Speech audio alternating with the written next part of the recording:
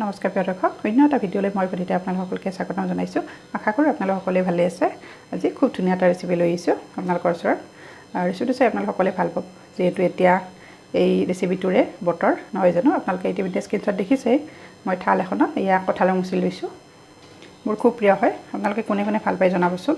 যিহেতু বতৰৰ বস্তু বতৰতে খাব লাগে আৰু এতিয়া যথেষ্ট পৰিমাণে বজাৰত ওলাইছে। এতিয়া বেছি দেৰি নকৰি মই ভিডিঅ'টো ফালে আগবাঢ়োঁ আৰু আপোনালোকে ভিডিঅ'টো সম্পূৰ্ণকৈ চাই থাকিব। প্ৰথমতে মই হাতত অকণমান তেল মুচি লৈছোঁ আৰু এয়া কাটি ল'ম। গোটেইখিনি নলওঁ, যিহেতু আমাৰ মেম্বাৰ কম হয় সেই অনুপাতে লওঁ। আৰু এইফালে চাওক, মোৰ কঁঠালৰ মুচিখিনি এনেকৈ কাটি লৈছোঁ মই সৰু সৰুকৈ আৰু ধুই লৈছোঁ ভালদৰে।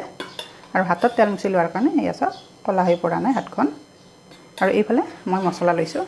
সকলোৱে এই ৰেচিপিটো বনায় কঁঠালৰ মুচি নহয় জানো। সকলোৰে বনোৱা পদ্ধতি বেলেগ বেলেগ, কিন্তু মইনো কেনেকৈ বনাওঁ আপোনালোকে ভিডিঅ'টো স্কিপ নকৰাকৈ চাই থাকিব। মই একেবাৰে মাংসৰ নিচিনা বনাওঁ, মাংস যেনেকৈ বনাওঁ ঠিক তেনেকৈ বনাওঁ।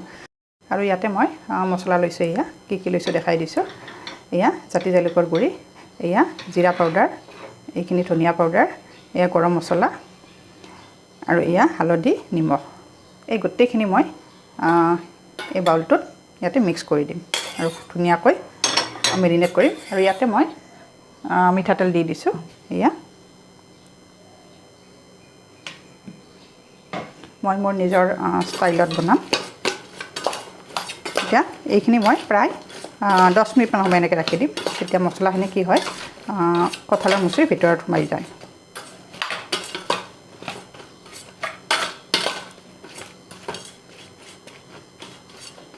এতিয়া এইখিনি 10 মিনিট ৰাখি দিম। আৰু এইফালে মই থালখনত এয়া ডাঙৰ চাইজৰ 2টা পিঁয়াজ লৈছোঁ। মাংস বনালে যেনেকৈ পিঁয়াজ সৰহকৈ দিওঁ ঠিক তেনেকৈ দিছোঁ। এইফালে আদা, নহৰু আৰু এইখিনি পিঁয়াজ মই ইয়াতে মিক্সি জাৰ এটাত লৈ পেষ্ট বনাওঁ, সেইকাৰণে অকণমান দিছোঁ। আৰু এই শুকান জলকীয়া এটা লৈছোঁ। এই গোটেইখিনি মই পেষ্ট এটা বনাই ল'ম মিক্সি জাৰটোত। আৰু এইফালে মই এটা আলু দিছোঁ, তেতিয়া ক'ব পাহৰি গ'লোঁ, বেছি নাই, মাত্ৰ এটা আলু।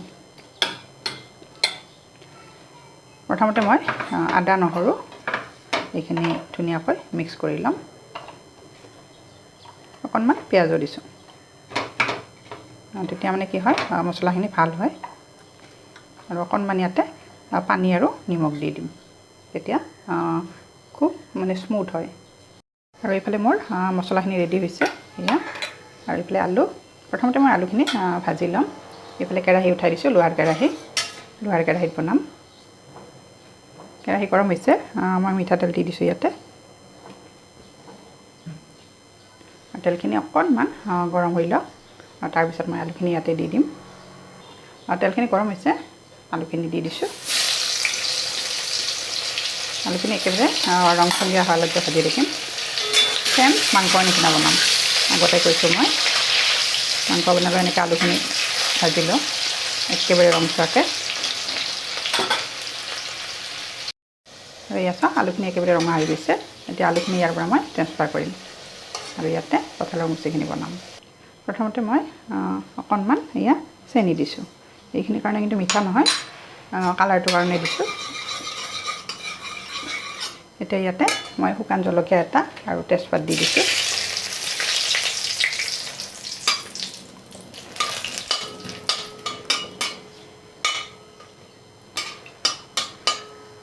অকণমান লৰাই দিছোঁ। আৰু এতিয়া মই পিঁয়াজখিনি দি দিম ইয়াতে। এয়া গোটেইখিনি ইয়াতে দি দিছোঁ। পিঁয়াজখিনি দিলোঁ গোটেইখিনি।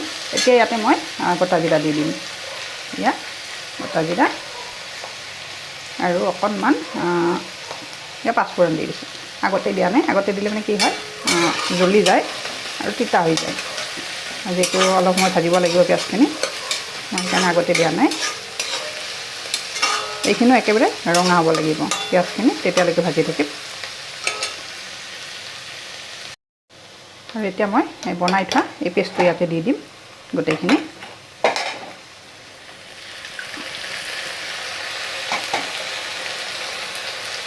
ভালদৰে লৰাই দিছোঁ। খুব ধুনীয়া এটা গোন্ধ আহিছে।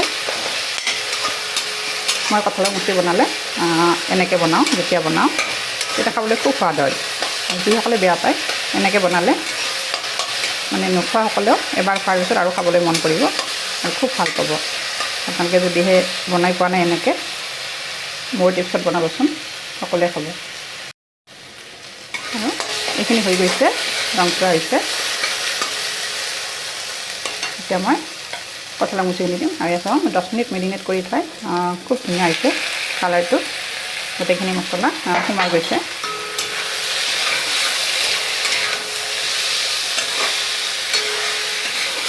এইখিনি অলপ সময় মই এনেকৈ ভাজি ল'ম। খুব ধুনীয়া এটা গোন্ধ ওলাইছে, দেখিবলৈ একেবাৰে মাংসৰ নিচিনা লগা নাই নে বাৰু? যেতিয়া বনাম নহয় শেষত গমেই নাপাব ইয়াৰ যে কঁঠালৰ মুচি হয়। আৰু এইখিনি প্ৰায় মিডিয়াম ফ্লেমত 5 মিনিটমান সময় ভাজিলোঁ মই। আৰু ইমান ধুনীয়া হৈছে কালাৰটো।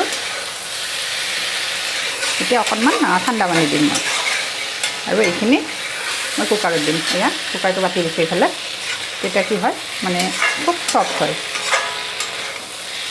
আৰু এনেকৈ বনাই কুকাৰত দিলে বয়সীয়াল মানুহে খাব পাৰে, আৰু সৰু ল'ৰা ছোৱালীবিলাক খাই খুব ভাল পায়। একেবাৰে মাংসৰ নিচিনা হয়।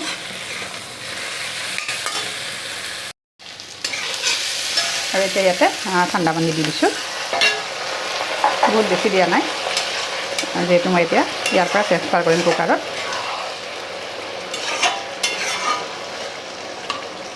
এইখিনিৰে প্ৰথমতে মই সিজিব দিম। চাওকচোন কিমান ধুনীয়া কালাৰ হৈছে। আৰু ইয়াত চাওক কুকাৰটোত ট্ৰেন্সফাৰ কৰি লৈছোঁ। চাওকচোন কিমান ধুনীয়া হৈছে কালাৰটো। আৰু ভাজি থোৱা আলুখিনি এতিয়া মই ইয়াতে দি দিম।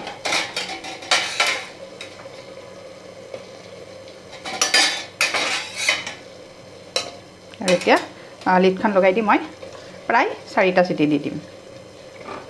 তাৰপিছত আপোনালোকক দেখাই আছোঁ। আৰু ইয়াত চাওকচোন মই 4টা হুইছেল দিছিলোঁ। 4টা চিটি যোৱাৰ পিছত এনেকুৱা হৈছে। আৰু মই হেতা এখনেৰে দেখাই দিছোঁ। ইয়াত চাওক কিমান চফ্ট হৈছে। ইয়াত চাওক দুফাল হৈ গৈছে। আৰু এতিয়া মই কেৰাহীখনত ট্ৰেন্সফাৰ কৰি দেখাম। কালাৰটো চাওকচোন। আৰু ইয়াত চাওক মই ট্ৰেন্সফাৰ কৰি ল'লোঁ কুকাৰটোৰ পৰা। চাওকচোন কিমান ধুনীয়া এটা কালাৰ আহিছে, একেবাৰে মাংসৰ নিচিনা হৈছে। আৰু কিমান ধুনীয়াকৈ সিজি গৈছে চাওক, এয়া মই দেখাই দিছোঁ।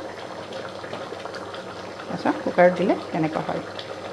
আৰু সকলোৱে খাব পাৰে এনেকৈ বনালে। ঘৰত যিদিনা নিৰামিষ থাকে সেইদিনাখন এনেকৈ কঁঠালৰ মুচি বনাই খাবচোন। মাংসতকৈ বহুগুণে ওপৰত হয়। এয়া মই হৈ গৈছে, সিজিও গৈছে। নিমখ জলকীয়াটো নিজৰ সোৱাদ অনুসৰি দিব। আৰু এতিয়া ইয়াতে কেঁচা ধনিয়া দি দিম মই, মান ধনিয়া। এতিয়া গোন্ধটো আৰু ধুনীয়া হয়। আপোনালোকে মোৰ আজিৰ কঁঠালৰ মুচি ৰেচিপিটো চাই যদি ভাল পাইছে তেতিয়াহ'লে লাইক কৰিব, আৰু বিনামূলীয়া কমেণ্ট এটা দি থৈ যাব। আৰু যদিহে মোৰ চেনেলটো প্ৰথমবাৰৰ বাবে আহিছে কিন্তু এতিয়ালৈকে চেনেলটো মোৰ ছাবস্ক্ৰাইব কৰা নাই, আপোনালোকে মোৰ চেনেলটো ছাবস্ক্ৰাইব কৰি দিব। তেতিয়াহে মই নতুন নতুন ভিডিঅ' আপলোড কৰিলে আপোনালোকে নটিফিকেশ্যন পাব আৰু মোৰ ভিডিঅ'টো লৈ চাব পাৰিব। আৰু যদিহে ফেচবুকত চাইছে কিন্তু পেজটো এতিয়ালৈকে ফ'ল' কৰা নাই তেতিয়াহ'লে পেজটো ফ'ল' কৰি দিব।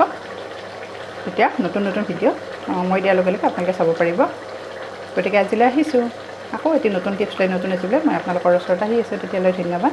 আশা কৰোঁ আজি ৰেচিপিটো চাই আপোনালোকে সকলোৱে ভাল পাব। আৰু যিসকলে এতিয়ালৈকে এনেকৈ বনাই পোৱা নাই কঁঠালৰ মুচি, মোৰ টিপছটো ফ'ল' কৰি খুব ধুনীয়াকৈ বনাব পাৰিব, আৰু অতি কম সময়ত বনাব পাৰিব এনেকৈ কুকাৰত বনালে। ধন্যবাদ। এতিয়া ধনিয়াখিনি দি দিম শেষত।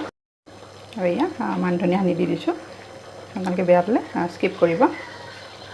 মই খুব ভাল পাওঁ, সেইকাৰণে দিছোঁ। আৰু গোন্ধটো খুব ধুনীয়া হয় এই ধনিয়াখিনি দিলে।